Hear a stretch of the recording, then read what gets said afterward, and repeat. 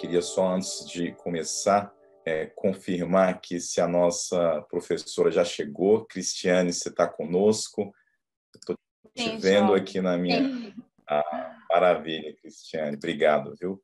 Bom, pessoal, então, dando seguimento à nossa aula de hoje, eu queria dar as boas-vindas à nossa palestrante dessa segunda metade da aula, que será a Cristiane Julião. Acho que agora ela está com isso. Maravilha. Estamos te vendo agora. Eu boto o paradrapo aqui na minha câmera. Aí... Desculpa. Maravilha, agora a gente está te vendo perfeitamente. Só uma brevíssima apresentação da Cristiane, já para passar a palavra para ela, queremos aproveitar o seu conhecimento. A Cristiane, ela é geógrafa, ela é doutoranda em antropologia e possui aí um vastíssimo currículo na defesa dos direitos indígenas, né? Dentre as realizações da Cristiane está a cofundação da Articulação Nacional das Mulheres Indígenas Guerreiras da Ancestralidade, e ela também tem vasta experiência na operacionalização dessa legislação no âmbito do CEGEM, né, presidindo a Câmara Setorial de Populações Indígenas e Comunidades Tradicionais. Então, conhece como poucos esse assunto, né, Cristiane, e tenho certeza que vai nos brindar com uma exposição magnífica. Então, sem mais delongas, eu queria passar a palavra para você, te dar as boas-vindas e te deixar muito à vontade para contribuir conosco aqui nessa aula de hoje. Bom dia, João. Bom revê-lo mais uma vez, né? E a todo mundo, quero agradecer muito a Deus, primeiramente, ao Criador, que proporciona esses momentos, proporciona esses encontros, proporciona essas vitórias, sabe? A luz, estou bem frente à minha janela, meu rosto parece que está assim, eu estou um panqueca, olha a minha cor, eu estou transcendendo. Mas é por conta da luz, se eu fechar fica muito escuro. Mas eu quero agradecer muito a todos vocês. Mayra, brilhante apresentação. Me deixou nervosa, não sei nem o que é que eu vou falar mais. Mas, de tudo, sempre agradecer. Agradecer a Estela e a todas e todos que compõem esse coletivo do Instituto Escolhas, a João pela essa acolhida, né? A gente já se conhece um pouco também. Eu tento aprender com todas essas situações, nesse espaço que eu estou ocupando agora, dentro da Câmara Setorial, dentro do próprio CEGEM. Tem sido uma experiência gigante, de muitos desafios, né? Ainda tenho muito a aprender, o caminho está só começando, apesar desse tempo, porque a legislação também é muito recente. Então, a gente vem tentando aprender com os pares, né, com quem a gente se encontra nesse caminho, inclusive com vocês que estão aqui hoje, também, com certeza, tem muito a me ensinar, né, muito a me orientar nesse processo. E aí eu já trago assim, uma lembrança de uma companheira de movimento, né, o nome dela é Socorro, do povo Capinauá, aqui de Pernambuco, que ela diz assim, que a gente não troca, a gente compartilha, porque quando troca, você acaba cedendo alguma coisa. Se você compartilha, você aproveita dos dois momentos. Então, é isso, nesse compartilhar de informações, de aprendizados, estamos nós aqui nos encontrando nesse curso, promovido pelo Instituto Escolhas, que só vamos nos somar e aprender muito. E eu gostaria de solicitar, por favor, a apresentação, deixar a apresentação de capa. Todo mundo vendo? Sim. Primeiro, gente, então, o Instituto Escolhas, quando me fez o convite, e a gente estava nessas conversas, nesse diálogo sobre essa apresentação, me trouxe algumas sugestões de apresentação, de algumas dúvidas, algumas orientações de como apresentar, e eu achei interessante trazer assim na íntegra, porque a partir do que eu posso trazer de resposta nesses questionamentos, a gente já pode criar um debate.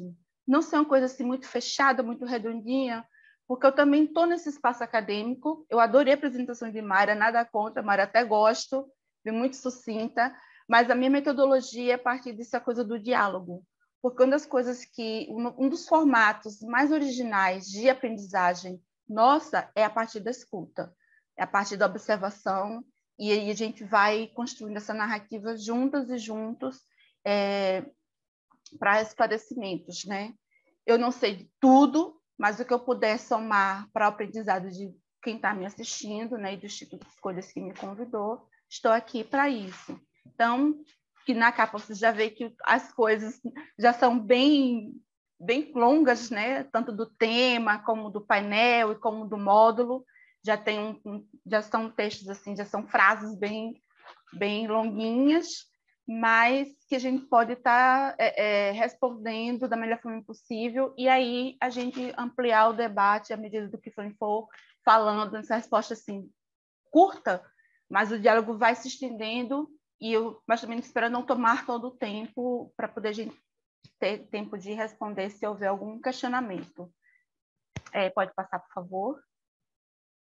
Então, a primeira questão que sim foi colocada foram exemplos de uso de identificação do conhecimento tradicional na pesquisa científica, né? Quais são os principais desafios para um pesquisador identificar o uso de CTA em pesquisas acadêmicas? Bem, o principal desafio de identificar é o povo-comunidade, né? Esse é um desafio que foi colocado como empecilho, mas que é muito possível identificar. Primeiro porque toda pesquisa ela precisa ser localizada, ela precisa ser pontuada.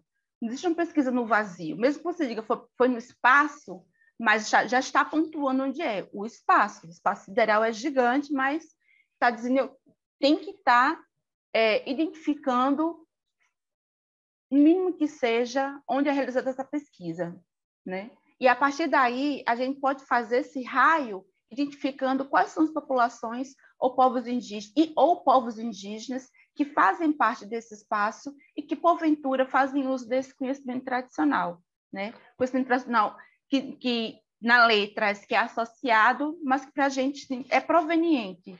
O nosso saber tradicional é proveniente dessa relação com o território e com a diversidade biológica que nos cerca. É o que vai nos caracterizar sobre as especificidades, sobre os nossos saberes e fazeres com relação ao uso, manuseio, preservação, conservação nesses espaços, que valoriza tanto os bens e recursos naturais, não são só recursos, é um bem, falar de água é um bem, como também da fauna e da flora, desse equilíbrio que está em torno do nosso bem viver, né? E que isso se expande para todo mundo. Então, a gente está preocupado com N outras coisas. Quando o pesquisador chega para fazer uma pesquisa, ele precisa pontuar. Então, é muito possível, muito mesmo possível, identificar um provedor, né, como diz a lei, ou a comunidade tradicional que vai deter ou vai guardar esse saber. Porque o saber ele é compartilhado, então ele não é restrito. A partir do momento que você convive em uma área, você vai aprender a lidar com essa área. É como vocês estarem em qualquer centro urbano ou na mesma casa, você vai saber os cômodos que tem ali, como é a organização dali daquele espaço, como é que vocês se alimentam, limpam, mobiliam. Então, assim, ocupar o mesmo espaço significa também fazer o uso desse lugar. Então, quem mora no bioma amazônico tem a experiência da fauna e flora que está ali. Por isso que o saber é compartilhado. Ninguém rouba ou detém no sentido de se apropriar, mas esse saber ele é adquirido a partir dessa convivência, dessa vivência nesses lugares. E aí, falando da Amazônia, tem um exemplo mesmo da Natura. Uma vez a gente foi fazer um trabalho, a convite da própria Natura, de conhecer a comunidade tradicional lá no Pará, da qual ela já fez um trabalho de desenvolvimento tecnológico, de repartição de benefício, coleta informações dessas comunidades, então eles trabalham com açaí, principalmente a parte que abastece a linha Ecos, né? Tem a fábrica de sabonetes lá, da linha Ecos. Então, assim, já é uma comunidade tradicional com quem a Natura trabalha, mas não quer dizer que é só essa comunidade tradicional. Outras populações também, e povos indígenas também conhecem o que é o açaí, conhecem o que é a andiroba, conhecem o que é esses elementos de extração de óleos naturais, dos quais a empresa trabalha com essa comunidade. Não que só apenas essa comunidade trabalhe, Mara até comentou sobre essa questão do conhecimento compartilhado, mas é quando a gente consegue entender que, nesse mesmo espaço, as populações que vivem em território vão saber lidar com essa diversidade biológica que está ali. É o exemplo dessa comunidade tradicional, mas também outras populações certamente conhecem sobre esses produtos que abastecem a indústria da linha Ecos. Pode passar. Outra questão é caracterização da unidade CTA, identificável, não identificável, compartilhado, difuso para fins legais. Pela lei, a gente tem alguns desentendimentos com relação como é que foi posto, né? Faltou diálogo, faltou interação, faltou nos envolver para que a gente pudesse construir e trazer esses entendimentos mais fiéis, né? Quem pensou na lei pensou de uma forma também assistencialista, pensou de uma forma também tutelar, né? É a mania que as pessoas têm de pensar e agir por nós, sem querer nos consultar, dá trabalho, é muito longe, não vale a pena, melhor vamos agilizar. Então, assim, a lei tramitou em caráter de urgência e veio com N contextos, com muitos conceitos que distorcem da realidade, mas, assim, o que eu quero trazer para vocês, para além do que está na lei, que vocês podem ler e acessar facilmente, está aqui esse material que foi feito, mas pensar também de como nós pensamos sobre essas identificações, sobre esses conceitos, né? Então, assim, primeiro que não existe CTA não identificado.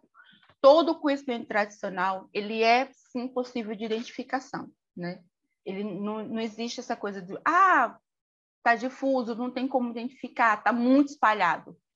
Mesmo assim, o fato dele estar espalhado significa mais ainda, é mais um elemento que o aponta como tradicional. Todo mundo conhece o efeito da babosa, todo mundo conhece o maracujá, a casca da laranja, mas isso não brotou do nada. Então, assim, existe um conhecimento que vem lá de trás, que foi passado por oratória, né? Como nós costumamos aprender aqui, a escrita, a leitura, a letra, né? Como meu pai fala, a letra já veio depois, já foi de um processo de integração comunicacional, porque precisava aprender a votar, enfim, já é um outro discurso, mas a nossa forma de aprendizado é pela oratória, sentar em volta, ir para o meio do mato, e é assim que a gente conhece, e isso vai passando de um para o outro. É muito comum a gente pensar assim, estou com dor de barriga, estou com dor de cabeça, meu cabelo está caindo muito, então é espontâneo, né? Passar um remédio, passar um produto que venha amenizar ou curar esses problemas. Então, não, por isso que não existe não identificável. É possível sim identificar, mesmo sendo difuso, mesmo sendo assim, ultra mega compartilhado, é possível se identificar, ainda mais na Amazônia, né? Ou qualquer outro bioma. Mesmo aqui na Caatinga ou Mata Atlântica, que são biomas assim também fadados à exploração, mas a gente consegue identificar sim de onde provém esse saber, né? Então, às vezes, dessa informação nas pesquisas científicas, essa é uma opinião minha, tá? Só demonstra a falta de transparência nas próprias pesquisas. Omitir essa informação tende a ser oportuno no sentido de desobrigar a RB, né, para comercialização que porventura venham desenvolver pela indústria, fármaco, perfumaria, cosmético. Então, assim, a lei traz essas definições, contudo, não estão em sintonia com o entendimento da representação nossa, né? Identificável é a partir de alguma referência da localidade sobre o acesso ao CTA, né? Compartilhado com o espontâneo e o difuso, porque já está todo mundo sabendo, mas não, uma coisa não elimina a outra, pelo contrário, se agregam. Pode passar, por favor.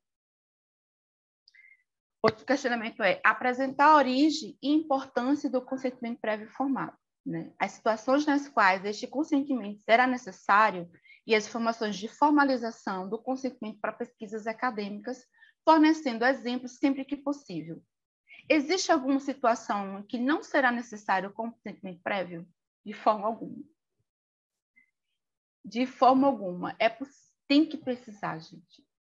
A professora Sandra Bonet, eu acho que eu falei certo, não sei, falou na palavra dela, eu entendi que é justamente isso, que eu estou também querendo trazer.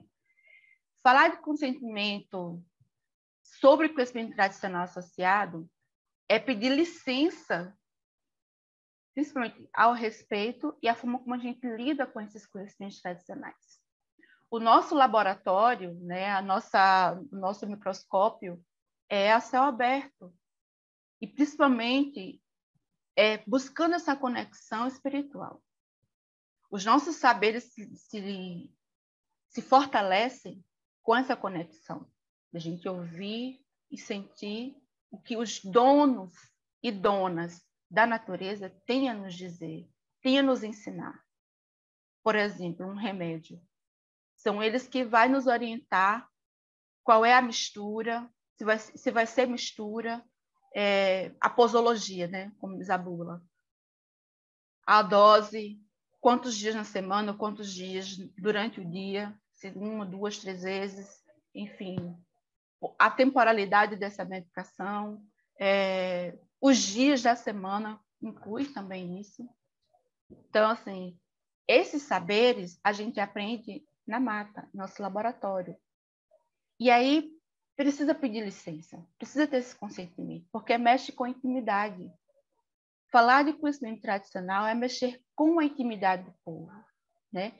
Para a indústria preserva muito os seus segredos, né? O segredo de justiça, tem um segredo industrial, e para nós também é isso, porque o segredo está no segredo. Parece uma coisa lógica, óbvia, redundante, mas é isso, o segredo está no segredo. E esse é o nosso segredo, né? Esse é o nosso sagrado. Falar de conhecimento tradicional é mexer com o nosso sagrado. Então, precisa sim pedir licença, precisa sim desse consentimento. Não é simplesmente pegar e chegar numa ideia, aproveitando da situação, pelas dificuldades econômicas que está passando qualquer povo, seja indígena ou não indígena, e dizer, vamos comercializar isso porque vai trazer uma fonte de renda, porque vai valorizar, enfim, distorce esse efeito, sabe? Distorce o efeito, que é desse saber milenar, passado de geração por geração, pela oralidade, pela conexão com o nosso espiritual, com os nossos sagrados, e que isso não se compra e não se aprende em nenhuma universidade. Meu título de doutora não equipara aos doutores do conhecimento tradicional do meu povo, por exemplo. Eu estou longe de saber o que eles sabem. O que eu sei, já aprendi com eles. E o que eu tenho aprendido é buscando essa conexão.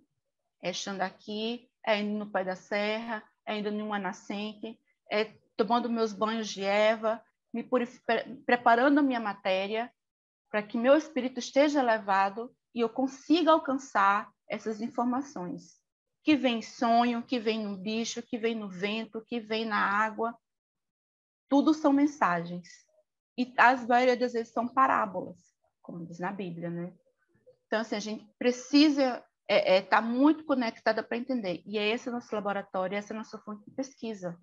Então, assim, é fundamental que qualquer pesquisa acadêmica, industrial, respeite esse momento e faça, sim, essa consulta. Mesmo que estejamos num espaço urbano, o espaço onde nós indígenas ou nós povos comunidades tradicionais ocupamos não diminui o nosso pertencimento e não isola o nosso pertencimento. Isso a gente falando de espaço, não de essência, não de quem somos. Eu posso estar em São Paulo, posso estar em Brasília, posso estar na Escócia. Eu não vou deixar de ser pancararu, não vou deixar de ter meu conhecimento e não vou deixar de valorizar de onde eu venho. Então, a gente não muda por isso, muda de lugar, mas não de ser quem somos. E aí precisa sim pedir licença. É fundamental pedir licença. E um dos materiais que podem estar colaborando para esse processo de consulta e de licenciamento, de licenças, né, é a Convenção 69. A Convenção 69, essa que teve o revogaço e está em crise, vamos dizer assim, traz muitas orientações, né? Embora fale de povos tribais, mas traz muitas orientações, é um caminho assim muito perspicaz para a gente poder fazer essa consulta, poder adentrar esse campo sensível que é a nossa intimidade do conhecimento tradicional. Então, a Convenção 69, ela, desde o primeiro do artigo 1º vem ressaltando isso, a importância de se ouvir, de governos, de estados-partes, de qualquer instituição, sentar e conversar. Não é que está dizendo que a gente vai ser contra. É claro que você tem que ter autonomia de dizer se sim ou não, algo que vai lhe ferir. Todo mundo tem esse direito. Por que nós também não podemos ter esse direito de dizer não, se algo que vai estar intervindo de forma negativa? Como é que mitiga esses impactos depois? Então, é importante, sim, conversar, é importante, sim, valorizar as orientações que traz a Convenção 169, porque ali tem muita coisa boa e a gente pode estar aproveitando. É isso. Por enquanto, pode passar. Como é a relação entre as comunidades tradicionais e a comunidade científica nacional? Existe um intercâmbio de informações legais? Existe uma relação de desconfiança? Sempre. Caso positivo, como essa relação poderia ser melhorada? Bom, minha leitura muito particular sobre essa relação, né, é tutelar e assistencialista, por conta dessa coisa, assim, da incapacidade relativa, da forma como a gente também foi percebido e inserido no ordenamento jurídico brasileiro, né? Nós, povos indígenas ou populações de origem afrodescendente, africana, né? Ciganos, sempre tem o poder do Estado está para pensar para e sobre nós e nos colocar numa caixinha dentro dessa ordem político-social, qual é o nosso lugar. Então, pela lei, nós, povos indígenas, ainda se reverbera a ideia de relativamente incapaz. Precisa de uma assistência, precisa de alguém que vai representar e falar por nós, pensar por nós, porque a gente não está totalmente integrado à comunhão nacional. E o fato da gente se integrar à comunhão nacional, a gente deixa de ser. Né? Tem muito disso. Ah, mas você é índia? Como assim você é índia? Se você fala, você estuda, você usa roupa, você usa brinco, você usa maquiagem, você usa celular, você usa All-Star, não fala nem do tênis, fala da marca, né? Você usa All-Star, você usa Nike. Sim, não deixei de ser. Ninguém aqui é Australopithecus também não. Ninguém aqui é Homo erectus também não. Né? Todo mundo evoluiu. Por que a gente vai ter que andar nua, pintado, para poder dizer? Então, assim, essa relação ainda vem muito disso. O inconsciente trabalha nessa perspectiva. E a medida provisória, a 28.616, estimulou muito também essa ideia do assistencialismo, né? Seja pelas instituições de Estado, né? Como FUNAI, FUNASA, ou Fundação Palmares, enfim, a escuta e acolhimento dos povos indígenas e povos tradicionais foi muito pouca ou quase inexistente nesse processo de construção da ordem legalizada no país. Então, as universidades e outras indústrias e outras instituições trazem essa perspectiva de pensar e fazer por nós, achando que foi no melhor, decidir o que é melhor para nós. Sabe? É a mesma coisa que você tá com dor de barriga e eu chegar com um sorrisal. Vai resolver? Nem sempre. Então, pensar, não pensar pelo outro, mas sim ouvir o outro que tem a dizer. E aí eu desconheço esse registro de transparência, né? Eu tenho acompanhado algumas pesquisas, desde que eu estou no Museu Nacional, e desde que eu tenho compartilhado algumas informações também com o pessoal da Fiocruz, mas é isso. Mas essa informação clara sobre a legislação, sobre os métodos, sobre a finalidade da pesquisa, isso não vem muito claro. E isso tem um exemplo, para mim, assim, muito potente, que foi de uma pesquisadora da Federal de Pernambuco, que apresentou para a gente ainda há um tempo atrás, dentro da Câmara Setorial. Foi numa pesquisa aqui na Caatinga, ela deu os municípios que visitou, falou que fez uma consulta com essas comunidades de povos tradicionais, e todos eles consentiram fazer uma lista de medicamentos fitoterápicos para ser implementado dentro da lista do SUS. E aí eu perguntei assim, alguns nomes de quem são as lideranças, tá? Ela não falou, não citou nenhum nome, porque, como eu disse, eu conheço não tantas pessoas, mas as pessoas que eu conheço são as que militam comigo, desde a mobilização contra a exposição do Rio São Francisco, que foram vários segmentos dentro da bacia de Minas até Piaçabuçu, e ela não citou nenhuma delas. E eu perguntei dessas lideranças se elas tinham conhecimento dessa professora da Universidade Federal de Pernambuco, tal. Ninguém sabia dessa pesquisa. Então, tem muito disso, assim, não estou generalizando de forma alguma, mas estou trazendo assim, um caso que falta, né? A partir do momento que eu também não generalizo, mas eu tomo isso como exemplo de que não há uma transparência. É possível? Sim, desde que haja a chamada boa-fé, como diz a Convenção 69, mas a boa-fé está justamente na intenção de trazer claro e ser transparente com os objetivos e com metodologia de coleta de informações, de coleta de pesquisa, para que a gente possa realmente estar junto, trabalhando em prol desse bem viver, da bioprospecção, do desenvolvimento tecnológico, do que venha a ser o resultado da pesquisa, do fato inédito, mas que seja transparente, acima de tudo, seja transparente e, primariamente, respeitem essa intimidade, né? Então, essas coisas parecem ser imutáveis, porque traz essa ideia de assistencialismo, né, e paternalismo com relação a nós, povos indígenas, e aí a pesquisa, por exemplo, muitas das orientações da FUNAI são pesquisar fontes secundárias, né, desobriga o pesquisador ou a empresa a consultar os povos, né? O próprio órgão indigenista já responde por nós. Então, é claro que desperta a curiosidade, desperta o interesse. Quem é essa pessoa que está chegando aqui? Vem da onde? O que é aqui? Então, é natural a curiosidade, mas se chegou porque teve alguma permissão, teve algum consenso. Então, a ideia não é criminalizar. Fiz a questão de colocar essa frase aqui. A ideia não é criminalizar ninguém, mas podemos melhorar a abordagem se desarmando, né? Desarmando desses conceitos, desses preconceitos, dessas coisas já insinuadas e concebidas com relação a nós, né?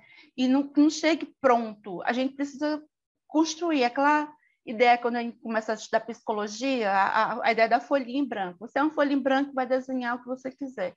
Então, que a gente absorva essa ideia, chegue livre, chegue com a mente fresca, chegue pronto para observar e se inserir nesse processo de escuta e observação, que é assim que a gente aprende também, né? Nem assim na sala de aula, não está sendo assim agora, me escutando e me observando. Então, é nesse processo de aprendizagem que a gente também, de outra forma, não no território indígena, mas em outros espaços, também não deixa de ser a mesma forma de aprendizagem, né? Escuta e observação. Então, quando o pesquisador vier no nosso território, vinha também desarmado disso, que você não vem conhecendo nada. O que você sabe vai ficar para onde você sabe. Vinha pronto para o novo. Vinha pronto para descobrir novas possibilidades, novos olhares, se desconstrua totalmente quando for para um território indígena, e aí, ou um território tradicional. E aí se permita pisar na terra, se permita nadar no rio, se permita se sujar, se permita usar um genipapo, se permita sair cheirando a fumaça da comida na lenha, se permita vivenciar tudo isso, sabe? E desconstrua tudo o que você tem, para poder ir assim, você vai entender o que é uma pesquisa mais viva. Pode passar. Pesquisas acadêmicas realizadas com consentimento dos povos tradicionais podem ser aliadas na gestão da biodiversidade, na garantia dos direitos de povos e tradicionais? Claro, com certeza. É isso, é escuta, é acolhimento, aprendizagem, e a gente torna... E essa transparência torna as coisas fluidas, então a gente só tem a ganhar. Claro que sim. Pode passar. Qual a visão dos PCTs sobre a lei? Quais os principais desafios e propostas de melhora? Bom, a lei não é de toda ruim e também de toda boa, né? Há controvérsias, tanto com a gente como com outros setores, e a gente tem visto isso muito dentro do CEGEM, né? E aí, muito relativos entendimentos, sobretudo para algumas definições, como, por exemplo, acesso, né? o que a lei traz de acesso não é exatamente o que a gente entende de acesso, né? Para nós, acesso é adentrar, é tocar, é conhecer, é permitir, né? Tá falando, você tem acesso a esse espaço, você tem acesso à vida das pessoas, você tem, então, assim, esse conceito que a gente já tem desde que a gente começa a aprender significados, que é isso que a gente também traduz para esse tipo de acesso. Não é simplesmente fontes secundárias, é acessar diretamente. É o acesso primário, né? CTA de origem não identificável. Bom, não existe essa possibilidade. Existem vícios. Detentor. Bom, para a gente poderia ser uma outra expressão, né? Como guardião, guardiã. A detenção, né? Para a gente deter é aprisionar. E o conhecimento ele não é aprisionado, ele é fluido, senão não seria compartilhado, não seria difuso. Então, a gente zela, a gente guarda desses saberes como qualquer outra pessoa que vive no mesmo bioma, no mesmo ecossistema, no mesmo espaço. Então, não é detentor, mas sim guardião e guardiã, né? Deter é aprisionar, e o conhecimento ele é livre, ele é para todo mundo. Nem todos os conhecimentos são compartilhados, e nem devem. Isso universaliza o CTA e perde o sentido da especificidade. Além disso, pode haver desvio quando houver um repasse em benefício. Desvio no sentido assim, desvio do caráter, né? Porque a partir do momento que aí a gente já teve vários exemplos disso, de pessoa que não tem vínculo nenhum, mas porque conhecia, tinha um certo conhecimento tradicional, porque aprendeu, ouviu, né? E fez. Então, o RB foi para essa pessoa que não tem vínculo nenhum com comunidade tradicional. Então, isso pode acontecer porque já aconteceu.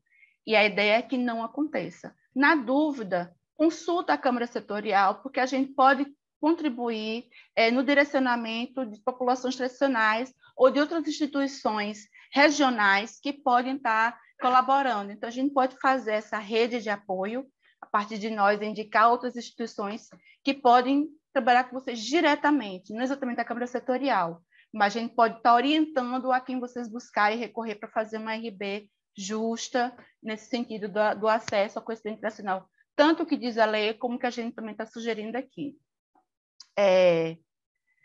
Outro problema que a gente também poderia ser melhorado, não envolver atividades agrícolas voltadas à alimentação. A saúde vem pela boca. Acho que vocês já ouviram falar sobre isso, né? Então, como é que a gente pode falar de segurança, soberania alimentar e nutricional, né? Falar de propriedades nutricionais que trazem saúde, vitamina da cenoura, potássio da banana, quer dizer, falando de saúde também, se isso não é reverberado pela lei, por esta lei. E aí complica um pouco também, porque distorce a saúde pela boca com relação à gestão de alimentos. Poderia estar sendo também agregada aqui. Detentor e provedor não deveriam estar com definições distintas, né? Porque se você provém, você absorveu algum conhecimento. Então, deveria ser similares, não detentor, ninguém está detendo, ninguém está prendendo nada, mas esse guardião, ele é provedor de saber sim. As formas de conhecimento de CTAs deveriam partir primariamente dos protocolos de consulta ou outro instrumento reconhecido pelos povos indígenas, povos tradicionais e agricultores familiares, né? Porque, assim, o povo, uma coisa é orientação, né, dizer protocolo comunitário, mas se o povo quiser dar um outro nome, vai ser outro nome, né? A ideia é a sistemática, a estrutura pode ser pensada como protocolo comunitário, protocolo de consulta, plano de gestão territorial ambiental. O nome do instrumento pode ser construído justamente na oficina, não precisa ser exatamente, mas vai ter esse caráter, né? E aí está uma observação aqui sobre desvio, né? Não se restringe a entender a própria lei, mas fazer com que o pesquisador respeite a autonomia dos envolvidos em sua pesquisa, né? Aí é um angu de caroço, assim, pode nem mexer, pode passar, já mexer aqui o dedinho, pode passar, por favor. Exemplos de boas práticas de pesquisas realizadas com CTA são sempre bem-vindos. Sim. Como estamos abordando uma legislação complexa, trazer para o público exemplos do que deve e do que não deve ser feito, tanto no processo da pesquisa, quanto no cadastro e publicação de dados. Contribui para o melhor entendimento dos participantes.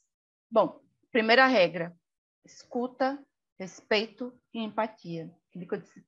Permita viver esse lugar. Permita ser uma criança que está fazendo castelo de areia em cima do pé, sabe? Rolar na areia.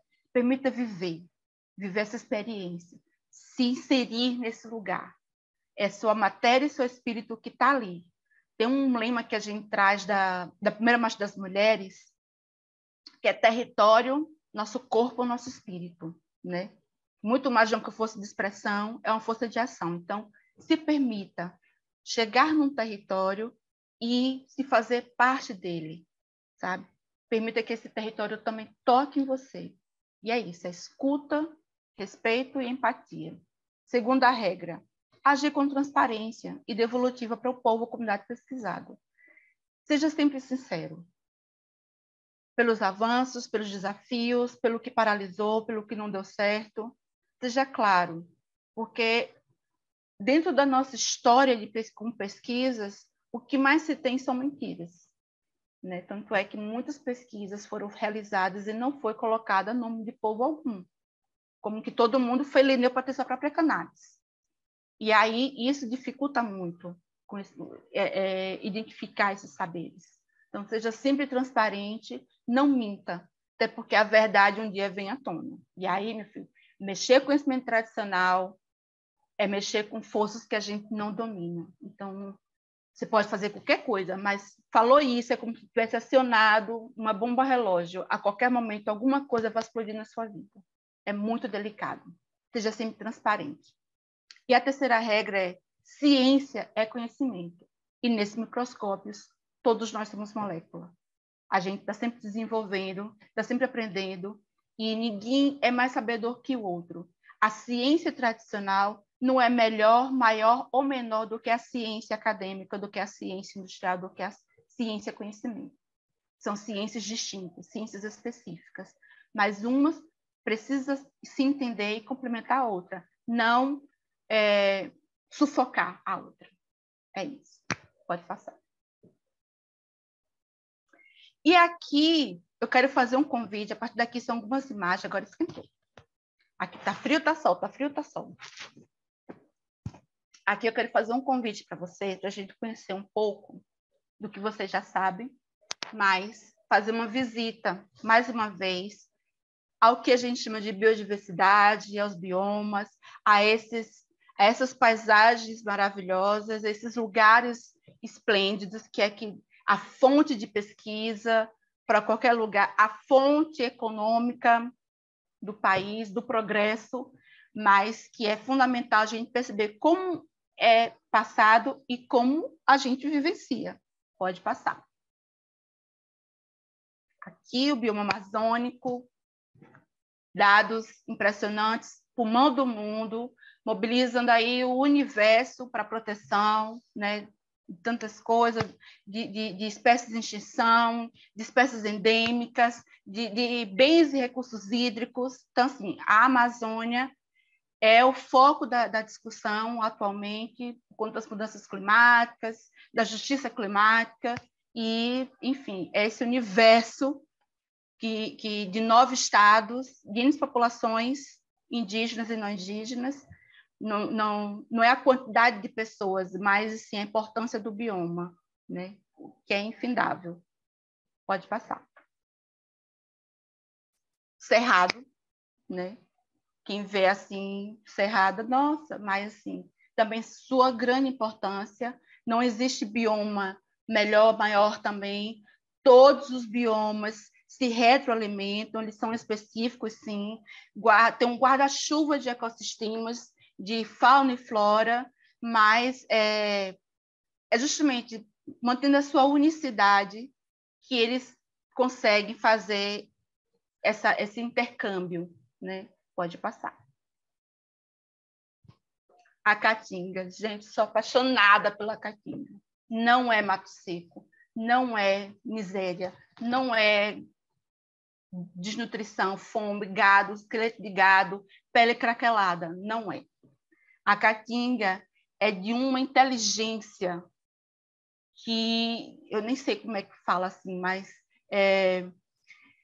é de uma sabedoria, é de tanta riqueza, de tanta vida, que a imagem que se passa é pela ausência de políticas públicas, é pelo preconceito que se instalou nesse bioma como um bioma semi-morto, nem semiárido, é semi-morto, e que não agrega economicamente para o Brasil, né?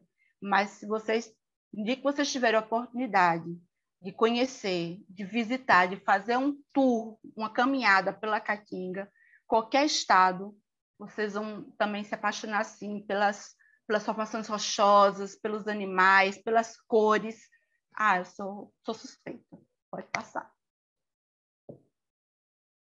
Mata Atlântica. A pobre da Mata Atlântica, que tem só ilhotas, né? Daqui do Nordeste ao Sul, é só uma linhazinha assim que a pobre já foi toda também destroçada, né? Vamos explorar para o Brasil, vamos explorar, enfim. E aí ainda existe, ainda é possível também de uma riqueza suprema, estupenda, né? Ainda de resistência, resistir para existir e sensibilizar as populações que vivem nesse bioma incrivelmente lindo também, que eu estou apaixonada, né? Eu sou de uma região, tenho o privilégio de estar numa região que tem a oportunidade de tanto estar na Mata Atlântica como na Caatinga. Então, assim, eu transito nesses biomas, lamento como estão hoje, mas sou uma felizarda de poder vivenciar esses dois lados. Pode passar. O fogo do Pantanal, que foi aquela queimada, aquele incêndio e destruição, enfim. Mas também é a coisa mais linda, mais linda, mais linda. Tem uma amiga, Cláudia de Pinho, que foi a primeira coordenadora da Câmara Setorial, que é desses movimentos pantaneiros. Então, assim, ela também tem... O olho dela brilha quando fala do Pantanal, né? Porque é isso, o Pantanal é essa abundância também hídrica, mas que passou por várias situações, todo mundo viu, e todos esses biomas como disse vocês, é a nossa casa, sabe? E é principalmente a morada da nossa força espiritual. A gente não é nada, nem saberia de nada, se não fosse vivenciar nesses lugares e escutar esses seres que não são visíveis, são sentidos. A nossa existência não teria razão nenhuma se não fosse essa proteção que a gente tem. Sabe aquela coisa dos direitos sociais da Constituição Federal? Educação, saúde, moradia, segurança, pronto. É daqui. É essa a nossa Constituição. É daqui que nós somos concebidos. É daqui que a gente parte e volta. Passa o tempo que for. A gente vai voltar. Não é porque enterrou o umbigo, não. Porque a gente vai voltar. É uma conexão para além da nossa imaginação, do que só a nossa vã filosofia. Estar no território é estar desfrutando do direito à vida, do direito ao bem viver, de uma alimentação sem agrotóxico, assim a gente espera, né? De uma água também limpa, de conviver com os animais, de aprender com os animais. O fato da gente pensar e andar, não somos superiores nem melhores, porque cada um tem a sua importância, senão não existiria, né? Estamos sempre aprendendo. Alguém está sempre ensinando alguma coisa. E é desse lugar que a gente busca forças, busca sabedoria, busca experiência, busca paz. E são por eles que a gente sai do nosso lugar, dessa zona de conforto, e vai para o mundo, gladiar com o mundo, para defender esses lugares. Porque é daqui que nós somos, daqui que a gente volta. E esse bem não é para a gente que está aqui, mas para todo mundo, porque esse efeito também de um ar puro, de uma alimentação saudável, da planificação, de saberes, vão chegar a vocês inevitavelmente. Bom ou ruim, seja uma fumaça densa como saiu de Rondônia para São Paulo, seja uma chuva ácida, seja torrencial, enfim, vai chegar a vocês, não vai ficar só com a gente. E é por eles que a gente mata e morre, e vai para COPs, e vai para enfrentar governo, enfrentar instituições, para defender esse laboratório a céu aberto e para defender a casa, a morada da nossa força e sabedoria espiritual. Pode passar.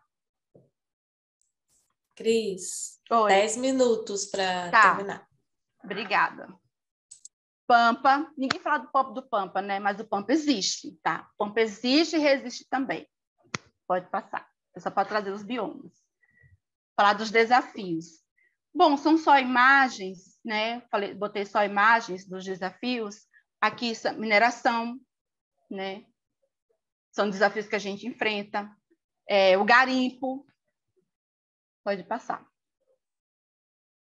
Ser feito do garimpo.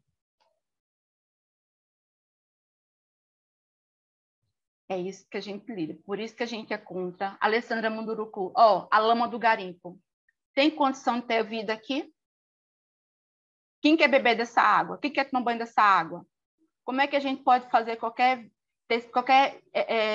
qualidade de vida dessa forma? Pode passar. Desmatamento. Pode passar. Olha a situação. Olha o trator. Queimadas. Incêndios criminosos. Pode ir passando. São só imagens para poder... Olha a situação. Hidrelétricas. Lixo.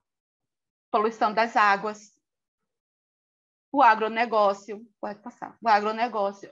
Olha esse... Volta um pouquinho, por favor. Olha o tanque de trator. Qual é a biodiversidade aqui que vocês podem coletar? Qual é o conhecimento tradicional que pode ser extraído daqui? Como é que vocês podem fazer uma pesquisa num espaço como esse?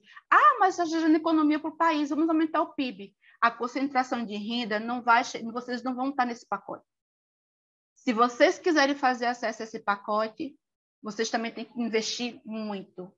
Está aí, a lei de cotas sendo revista, porque tudo incide. Como é que você vai ter mais pesquisadores no espaço acadêmico se agora você tem que pagar também a universidade pública?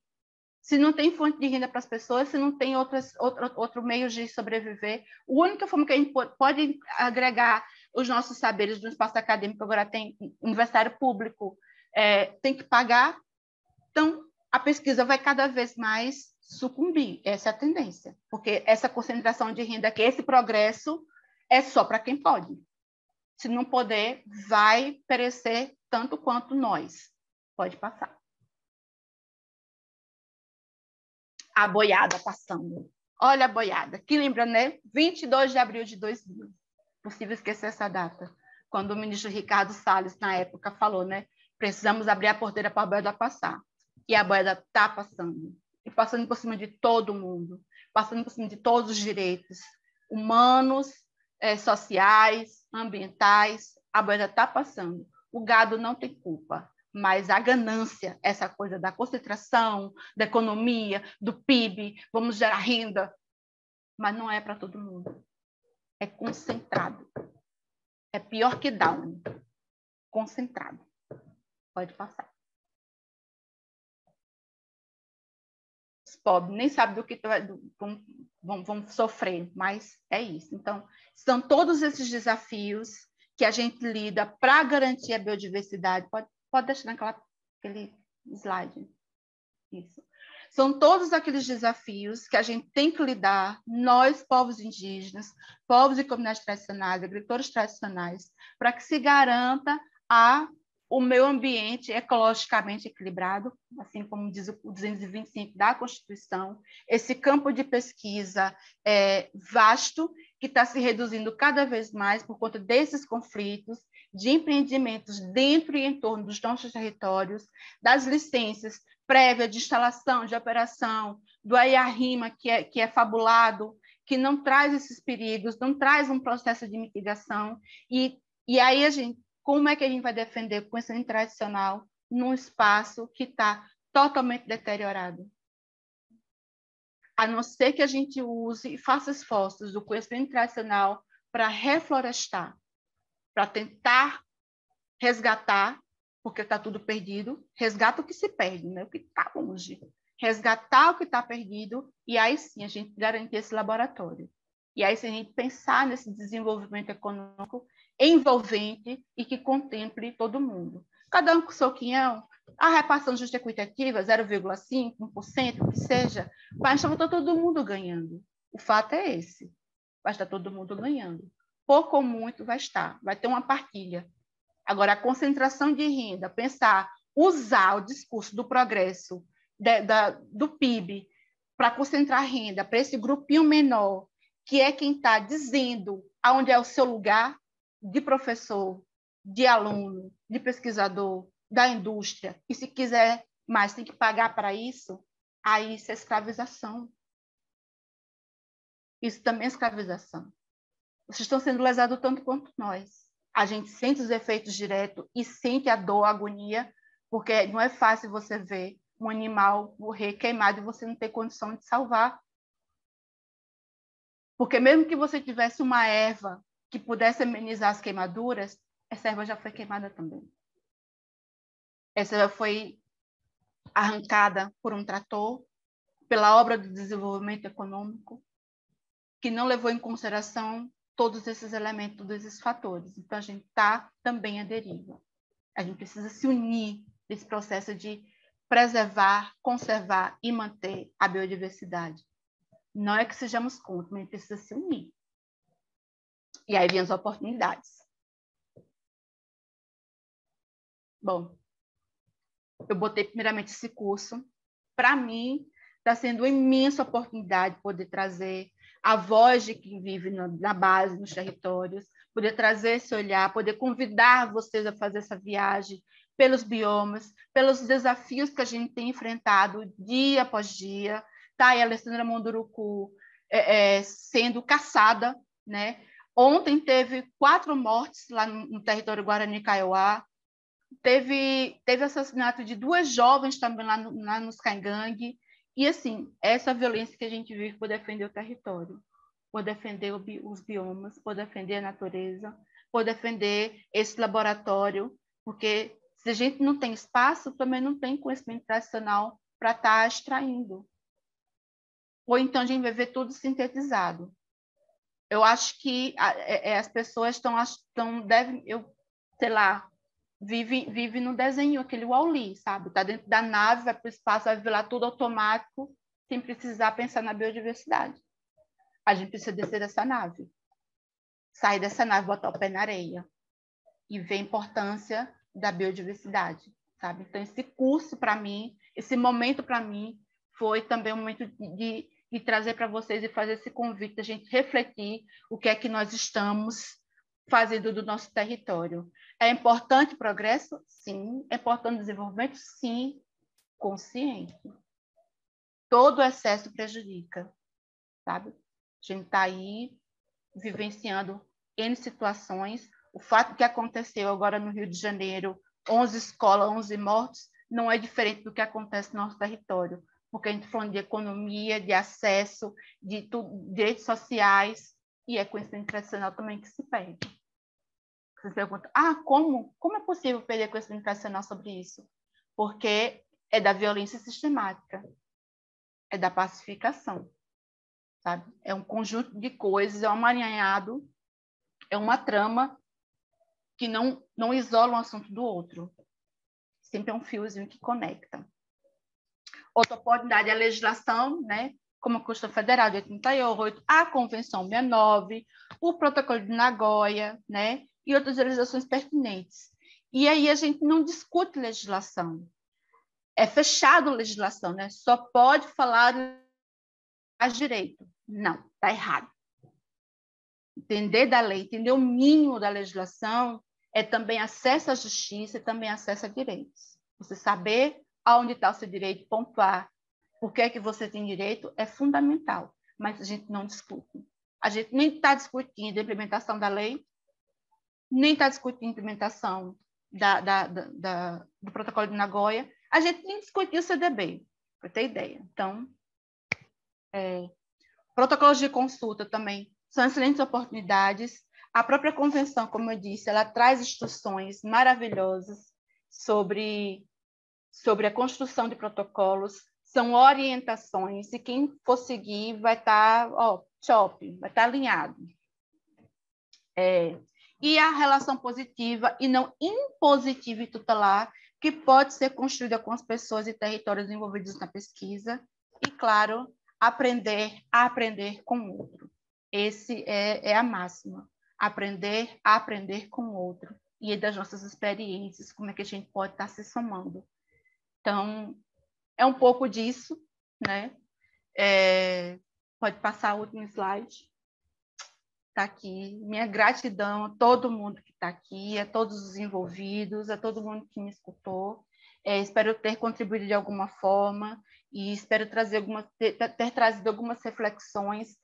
Como é que a gente pode pensar numa lei de proteção e segurança com essa penetração associada diante de tantos desafios, diante de tantas investidas contrárias, mas que, para o pesquisador e para o pesquisado, se a gente busca essa sintonia, se a gente busca essa união, desconstrói essa segregação que nos é sugerida e a gente acaba absorvendo, engolindo, a gente vai conseguir muito mais coisas. É isso, é em defesa da ciência, em defesa dos saberes, é em defesa do ambiente justamente equilibrado. Obrigada. Cristiane, meus parabéns. Que aula, viu?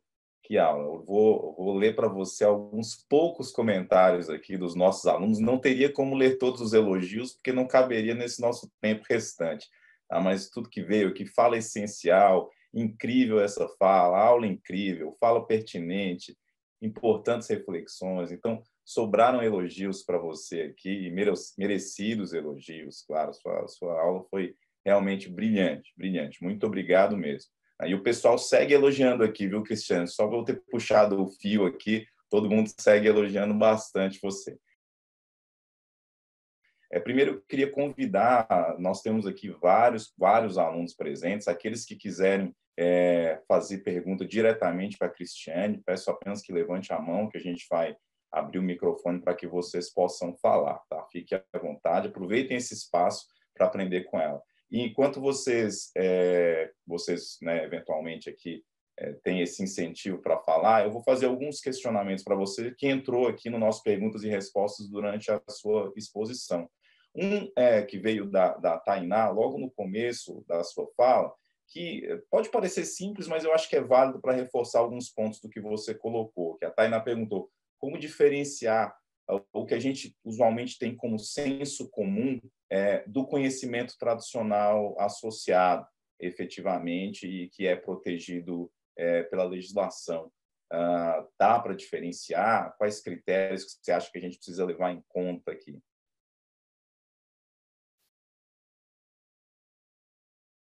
Sim, dá sim. Como eu comentei, né? Por exemplo, a babosa, laranja, maracujá, a cidreira, isso que está o boldo, cena, tudo isso parte do conhecimento tradicional, que já está amplamente difundido, está todo mundo já sabendo, como disse vocês, né? Os saberes, eles são passados espontaneamente, e isso vem de muito tempo. Então, uma garrafada, o que você fez, os sintomas que você apresenta, às vezes uma mudinha, vou levar uma mudinha lá para casa, botar na minha carteira quando eu precisar eu ter também, folha de louro, enfim. Tudo isso é desse conhecimento tradicional, né? Aí é quando está a difusão, quando fica, quando dificulta a origem desse conhecimento, né? De onde partiu por conta desse tempo que está no conhecimento popular, está nas feiras livres. Então, é muito difícil pontuar exatamente a origem, ou datar de quando saiu esse conhecimento, mas ele não deixa de ser tradicional por estar amplamente difundido. Então, não tem perigo desse conhecimento deixar de ser tradicional. Ele é justamente tradicional, porque se você for pensar, desde quando você sabe quais são os efeitos medicinais da erva cidreira, né? Tem muito tempo. Mas é nesse sentido, assim, de você fazer o rastreamento, de pensar desse conhecimento tradicional, nesse momento de ampla difusão, quem foi o provedor, se ele pertence a alguma comunidade tradicional. Acho que isso é o fundamental, identificar, para que esse RB ou esse benefício chegue na base, chegue para essas pessoas. Espero ter respondido. Perfeito, Cristiane. A próxima pergunta que eu tenho aqui é o da Milena. A Milena, primeiro, ela faz uma contextualização e depois ela traz aqui um questionamento que eu queria te ouvir. Ela coloca o seguinte: eu concordo com a professora Cristiane que, em alguns casos, a omissão da origem do conhecimento é oportuno, especialmente quando há interesses econômicos envolvidos. Mas temos outras implicações relacionadas com isso, como, por exemplo, a exigência de submissão das pesquisas com seres humanos ao sistema CEP-CONEP, que tem também a sua legislação que obriga ao anonimato dos participantes, né? E aí ela coloca, como resolver essa questão, né? Seria justo identificar os saberes visando a RB, mas eticamente a nossa legislação diz que não se deve identificar. Os fóruns e conselhos destinados a essas discussões de acesso a PG e CTA tem levado isso em consideração, essa interface aí com o sistema CEP e CONEP? De pesquisas em humanos? Acho que pesquisa que envolvem também, né, alguma interface com seres humanos, e aí tem... né, Mas essa lei aqui, ela não fala de seres humanos. A lei, essa aqui, não trata. Ela trata de micro-organismos, de fauna, flora, mas seres humanos não. Essa lei aqui não fala de seres humanos, né? As pesquisas já foram com seres humanos, é uma outro tipo de regra, já obedece a outras legislações, mas nesse sentido aqui, com essa legislação, ela não trata da questão humana, material humano. Perfeito, Cristiane. Nós temos outras perguntas aqui, pessoal, mas eu vou aproveitar para abrir a palavra para a Milena. Excelente, Milena, que a Milena fez o questionamento e talvez ela tenha aqui, né, algo a contribuir adicionalmente para esclarecer o que ela tinha em mente quando perguntou isso. Milena, então, nós vamos abrir a palavra para você, para que você possa aí, contribuir com o seu questionamento pelo microfone. Então, fique à vontade para perguntar, peço apenas que você abra o seu microfone.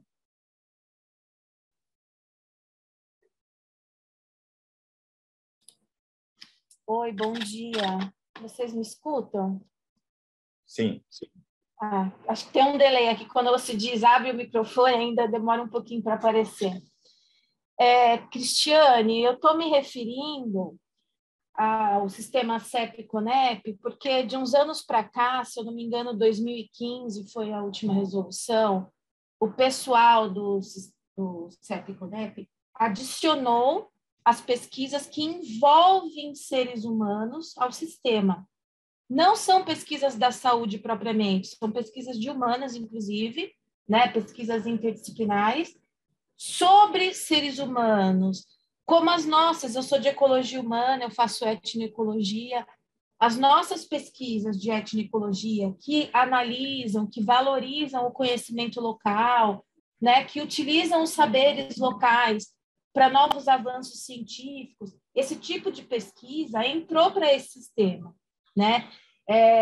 Muita coisa do que você falou tem a ver com ética na pesquisa, né? E prioritariamente deveria ser essa preocupação do sistema CEP-CONEP, mas ainda tudo muito obscuro, né? Então a minha dúvida eu me preocupo sempre com a questão ética, muitas das coisas que você falou, e tento respeitar a legislação também do CEP-CONEP, porque a minha instituição, né, tem um CEP e eu sou obrigada a isso. E aí que uma das diretrizes do CEP-CONEP é a gente não identificar individualmente os participantes, né? Então, eu fiquei nessa dúvida, porque eu também acho importante identificar o conhecimento por conta da repartição de benefícios e tudo mais. Só que aí você concorda comigo que fica um impasse? Enquanto os comitês de ética dizem que a gente não pode identificar, né? A gente busca essa identificação justamente por conta da repartição. Queria saber a sua opinião sobre isso. E se vocês dos conselhos, da Câmara Setorial, bom, pelo jeito não há não há um link, né? Não há uma conversa, uma integração, mas você acha que seria importante? Porque, por exemplo, eu preferia estar submissa, entre aspas, né? Estar debaixo de uma legislação que envolve ética, como essa, né? Que a gente está se referindo aqui no curso, e não só meramente a do CEP, que analisa o meu procedimento metodológico e me dá um parecer se eu estou sendo ético ou não. Eu acho que são coisas complexas e complementares. Como é que você vê isso? Então, a legislação, ela entra em choque nesse sentido, quando ela tenta dialogar, mas ela não enxerga outros instrumentos que já existem, né? Eu pesquiso legislação voltada para povos indígenas e meio ambiente, e muitas dessas legislações elas são construídas a partir de um momento específico. Então, ela é meio que pensada somente naquilo e ignora o que está em torno. Elas não são complementares, algumas sim. Outras, nesse quesito meio ambiente, a maioria são desapegadas, né? Desde o primeiro instrumento sobre estação do pau-brasil até, vamos dizer assim, até o decreto 872 de 2016. Então, as normativas, elas não vêm pensando em ser conciliadoras, elas vêm pensando muito no foco do momento. Essa legislação, essa lei, não foi pensada no patrimônio genético humano, embora muitas pesquisas, inclusive com material humano de povos indígenas, foi desenvolvida no país, né? Do sangue, foi um dia desse, foi repatriado o sangue Yanomami, da nossa ossada, da fibra capilar, da cor da pele, então, do tamanho dos órgãos, se tem todos os órgãos. Então, a pesquisa humana envolvendo, por exemplo, a nossa matéria, os nossos corpos, isso não foi representada nem nessa legislação, muito menos em outra. É o estudo do corpo humano, né? E aí o Comitê de Ética ele lida com a legislação que vai vir ao encontro e vai dar esse suporte legal para ele. Não vai estar aderindo a outras que vai trazer esse conflito. Então, esse conflito é gerado por nós que está buscando essa ética profissional, essa ética na conduta da pesquisa, dos envolvidos da pesquisa, da própria instituição, porque quando a gente faz uma pesquisa, a gente leva o nome da instituição, né? Você não está fazendo uma pesquisa sua do nada, mas porque você tem esse apoio também acadêmico, né? de um orientador, e você leva esses nomes também junto com você, mas aí a legislação ela não caminha nesse sentido, ela vai aderir às normativas, instruções, resoluções, que vai vir de encontro e vai dar respaldo ao que ela está querendo dizer naquele momento. Esse conflito ético é nosso. E aí é bom que você trazer isso, porque mesmo que a lei não fale sobre patrimônio genético humano, a gente precisa ter muito claro de que é importante valorizar, mesmo que você coloque no rodapé uma informaçãozinha assim, sem desconsiderar o instrumento tal, o artigo tal, a normativa tal, para que quem for ler sua pesquisa, saber que você tem conhecimento do que você está falando. Você buscou essa segurança legal do que você está falando. Mesmo que o comitê de ética, que você está pesquisando, material humano, da pele, da unha, do osso, do cabelo, do olho,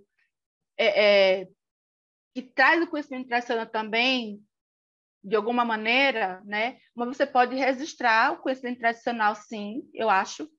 Você pode dizer que partiu, sim, de uma escuta, de uma oratória, de uma curiosidade, você for pesquisar, é importante você dizer, sim, de onde saiu esse conhecimento tradicional, o que lhe instigou, você pode trazer narrativa, distribuir isso no texto, né? Mas você precisa também falar, sim, que você obteve esse saber, né, da pigmentação do olho de alguém por conta dessa curiosidade que foi lhe despertada. Não precisa citar o corpo, mas assim, a informação de você lhe proviu a curiosidade. Entendeu? Obrigado, Cristiane. Não, excelente. Acho que você cobriu bem todas as perspectivas aqui.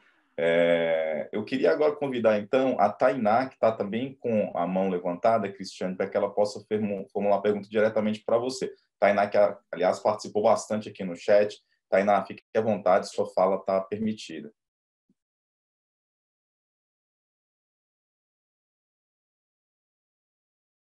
Oi, vocês me ouvem? Sim. Ouvindo.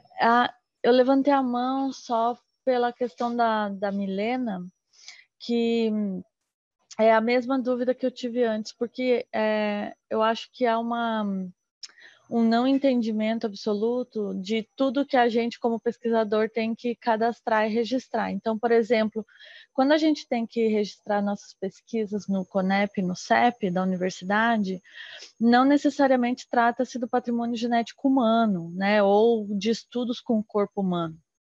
Por exemplo, eu tenho um projeto que está fazendo o levantamento do conhecimento tradicional de comunidades ribeirinhas sobre o uso da madeira para a construção de embarcações tradicionais.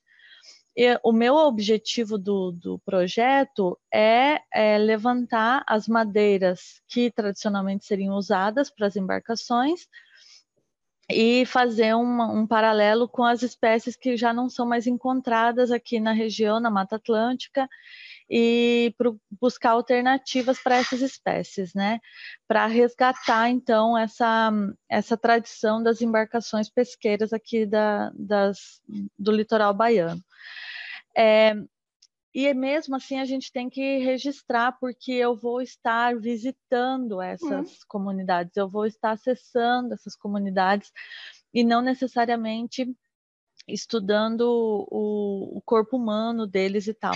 Então, eu acho que a Milena também quis saber em relação a isso, né? Se há um paralelo, porque, por exemplo, eu tinha registrado a pesquisa no CONEP, no CEP, mas a gente não tinha registrado no CIGEM. E agora, com o curso, a gente percebeu que sim, que a gente precisa registrar no CIGEM também a nossa pesquisa, mesmo que a gente não vá acessar o patrimônio genético, mas estamos acessando o conhecimento tradicional associado a esse patrimônio genético, né?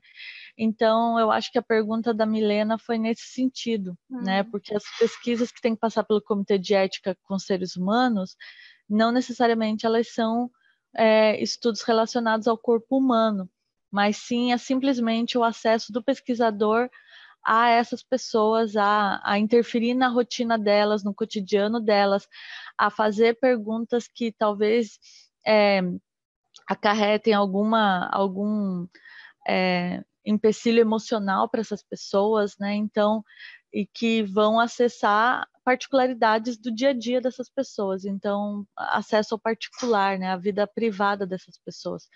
Então, eu acho que é nesse sentido que a Milena quis falar, mas eu também perguntei na palestrante anterior, que depois ficou muitas perguntas, a minha pergunta vai ficar para ser respondida depois. A gente tem o termo de consentimento livre esclarecido, onde toda a descrição do projeto está nesse termo, que é o termo que a gente tem que submeter ao CEP e ao CONEP, né? E todas as informações do projeto estão aí, toda a influência positiva e negativa que vai ter sobre o ser humano, que vai estar respondendo aos nossos questionários. E a minha pergunta foi se esse mesmo termo pode ser usado como o PIC, né? Então, eu queria aproveitar já e ver se aqui esse seria o momento de discutir ou falar sobre isso, né? Se poderia haver uma sobreposição nos interesses desses dois comitês que a gente precisa registrar. Eu acho que a Milena quis perguntar sobre isso. Desculpe se eu me alonguei, mas eu precisava detalhar o que passava aqui. Muito obrigada pela oportunidade. Tranquilo. Foi esclarecedor também para mim, que eu estava entendendo de uma outra forma sobre pesquisas com corpos humanos. Então, o CIGEM é um controle dentro que veio junto da lei, né? Que fala dos cadastros sobre patrimônio genético, não exatamente sobre CTA, mas que, se dentro da pesquisa como patrimônio genético envolve CTA, tem que ser informado também, né? É uma obrigação que a lei traz para você estar legalizado sobre pesquisas. O CEP-CONEP é um tipo de formalidade da instituição, da qual você já comitê de ética, é uma outra forma de cadastro, mas que um não exime o outro ou não suprime o outro, de forma alguma. São complementares. Uma coisa é do comitê de ética da instituição, outra coisa é do governo federal com patrimônio genético com relação a esta lei. Essa legislação, a Lei 323 de 2015, obriga toda e qualquer pesquisa sobre patrimônio genético precisa, sim, fazer o cadastro no SISGENE e informar se houver CTA. Está lá a opçãozinha. Tem CTA? Tem. Tem CTA? Não. Então, assim, lá, essa regra aqui é clara para todo mundo, precisa ser registrado. Perfeito, Cristiane. Pessoal, infelizmente, o nosso tempo aqui está chegando ao fim, né? Já são meio-dia, e até em respeito ao tempo de todos vocês e da Cristiane, eu queria encaminhar aqui para o encerramento da nossa aula de hoje, mas antes disso e de dar os nossos avisos finais, eu queria, Cris, abrir a palavra para você, que você possa passar uma mensagem final, enfim, colocar algum ponto que você ainda deseje antes da gente caminhar para o encerramento. Não, só gratidão a você, João, que conduziu também muito bem aqui a mesa, a Estela, a todos e todos do Instituto Escolhas, as intervenções, as que estão aqui no chat, a gente não deu tempo para responder, mas agradecer a oportunidade mais uma vez, dizer que também estou à disposição para outras dúvidas, para poder continuar essa conversa e estender esse convite, né? A sentir e a vivenciar e a entender o que é o território, o que é nossa biodiversidade, o que são os nossos bens materiais e imateriais que conformam e dão engajamento para os nossos saberes e fazeres ancestrais, né? A nossa espiritualidade, vivenciar essa cosmologia conosco e assim a gente praticar, né? Escuta, respeito, empatia, aprendendo a aprender.